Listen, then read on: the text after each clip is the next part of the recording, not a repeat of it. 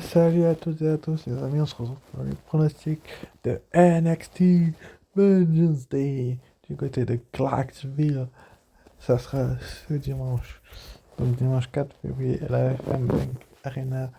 Donc, Vengeance Day. Donc, le prochain premier live event de la NXT, donc la brand de la jeune génération. Et donc, pour démarrer le show, on aura le droit dans ce vidéo pronostic au match entre Braun Breaker et Baron Corbin contre Carmelo Hayes et Trick Williams. Donc la finale du Dusty Rhodes Tag Team Classic. Donc deux équipes assez méritantes, je trouve personnellement,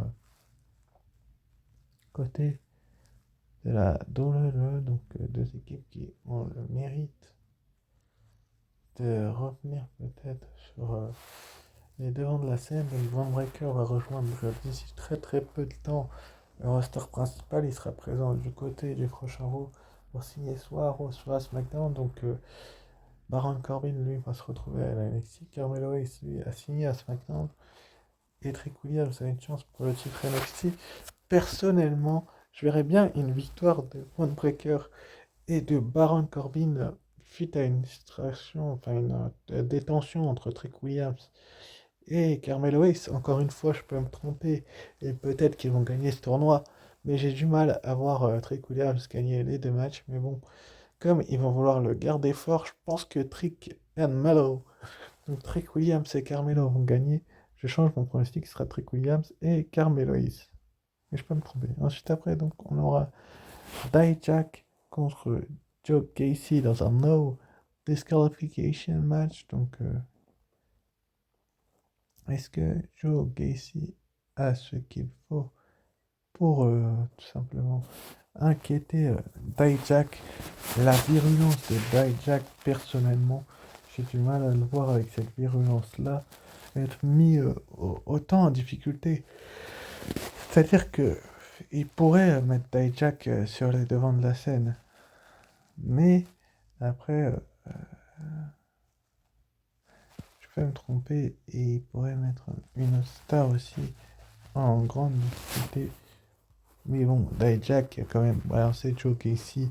Joe d'une poubelle, ils se sont battus en coulisses du côté de NXT, du dernier NXT en date. Donc j'ai un peu de mal à voir un Dijak ne pas s'en sortir sans conséquence. Donc Joe Casey peut peut-être être mis en avant, mais aussi ça sera pour moi une victoire donc de Dijak. Enfin bref, on verra bien ce qui se passera. Je peux me tromper encore une fois. Suite après, donc on aura l'équipe de Scripps, donc enfin pas de Scripps, le OTM et la catcheuse face aux champions par équipe Stack et Tony D'Angelo et Jada Parker. Est-ce que l'équipe des champions par équipe vont perdre alors que leur prochain challenger aussi vont être déterminés lors de ce même show? J'ai du mal à m'imaginer les voir perdre personnellement. Si tu les fais perdre, tu les décrédibilises un petit peu, surtout que c'est un match à 6 avec deux femmes dans les deux équipes, donc ça peut être intéressant de faire perdre Stax et D'Angelo, mais j'ai du mal à les voir perdre dans ce match-là parce que tout simplement ça décrédibiliserait leur personnage et ça les mettrait vraiment en grande difficulté, si ce n'est énorme difficulté. Donc je vois pas trop l'intérêt de faire perdre Tony D'Angelo et Sterling Lorenzo. Donc pour moi, ils vont sans doute, je viens de dire sans doute, gagner cette rencontre et je peux encore une fois me tromper. Et donc ensuite, après, on enchaîne avec les trois matchs de championnat qui nous restent. Donc on aura d'abord le match pour le titre nord-américain, donc le vainqueur du NXT Breakout Tournament masculin, Obey Femi, qui va se retrouver face à l'ancien détendeur du titre, Dragon Lee. Est-ce que Dragon Lee peut peut-être être mis à l'épreuve face à un tel catcheur que celui-ci, que Obafemi? Obafemi, un catcheur nigérian qui est un petit peu arrivé de nulle part, donc je vais pas vous mentir en vous disant que la WWE peut tout simplement nous faire croire qu'Obafemi est un bon catcheur alors qu'il ne l'avait pas. Obafemi est un excellent catcheur, hein, je ne vous mens pas.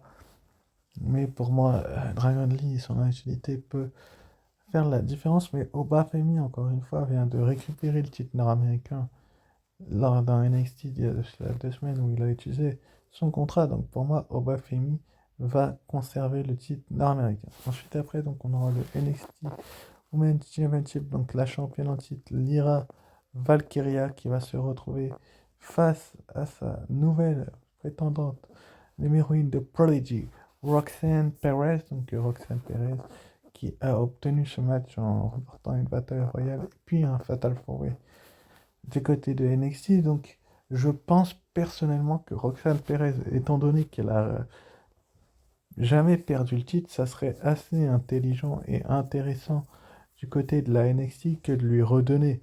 Mais j'ai du mal à voir la WWE lui redonner ce titre, étant donné que Lyra Valkyria a battu Becky Lynch pour le remporter, qu'elle est championne depuis très peu de temps et qu'elle n'a pas eu énormément de défenses de titre. Ça lui ferait une autre défense de prestige. Bon, faut pas oublier aussi Tatum Paxley qui sera attendu dans les barrages. Donc je pense que Lyra Valkyria, il y a de fortes probabilités qu'elle conserve son titre. Parce que si tu lui fais perdre, tout simplement, tu un petit peu abîmes son image. Mais bon, si c'était mon cœur, je dirais que Roxanne Perez repartirait de Clarksville avec le titre, mais la voix de la raison va m'appeler et me dire que tout simplement, ça va être une conservation du titre de Lyra Valkyria. Ce sera mon pronostic. Encore une fois, je peux me tromper. Et enfin, donc, dans le main event, donc, on aura Ilya Dragunov, le champion NXT, face à Trick Williams. Donc, Trick Williams qui a une pop depuis des semaines et des semaines. Ce n'est plus le même Trick Williams que l'année passée. Et il l'a rappelé d'ailleurs à Ilya Dragunov lors du dernier NXT. Donc, ça peut être le moment, je pense, et c'est le moment de donner le titre à Trick Williams. Et je dis pas ça pour critiquer la WWE quand je dis que c'est le moment de donner le titre à Trick Williams. Enfin, le personnage d'Ilya Dragunov est excellent, mais il a quand même battu Trick Williams pour se saisir du titre de Carmelo Hayes, donc c'est quand même assez intéressant de le voir, comment je peux vous expliquer ça, mis en difficulté. Mais bon, au micro, il s'en sort quand même pas mal, Trick Williams. Donc, si tu lui mets le titre NXT, ça pourrait être que un mal pour un bien. Et puis, Ilya Dragunov pourrait très très bientôt rejoindre le roster principal. Il y a un homme qui l'attend, que j'ai nommé Gunther lors de l'arrivée de SmackDown. Il fêtera ses 600 jours de règne. Du côté du prochain Raw, est-ce que Ilya Dragunov, s'il perd son titre, pourrait défier Gunther? Ça pourrait être une astuce intéressante. Mais bon, si Trick Williams ou Dragunov gagne, je pense que ce qui serait bien, ce serait que Cody Rhodes défie un de ces deux hommes du côté de WrestleMania. Ça pourrait être un banger. Je vous remercie d'avoir suivi cette vidéo pronostic. N'hésitez pas à liker, commenter, vous abonner. Et je vous dis ciao, bye bye. Et à très vite pour une nouvelle vidéo. À mardi pour la review de Raw. Ciao, bye bye.